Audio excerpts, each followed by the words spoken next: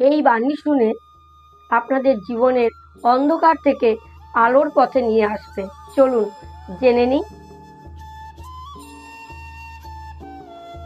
ব্যক্তি কখন সফল হয়, কখন অসফল হয়, এসব কিসের উপর নির্ভরশীল? বেশিরভাগ মানুষ বলবেন যে পরিস্থিতির ওপর। এটা ঠিকও। যদি ঝড়ের পরিবেশ থাকে তো নৌকা কিভাবে পার করানো যেতে পারে। কিন্তু যদি আপনাকে আসল সত্যটা বলি, তাহলে অসফলতার কারণ পরিস্থিতি নয়, সেই পরিস্থিতিকে স্বীকার করে নেওয়া।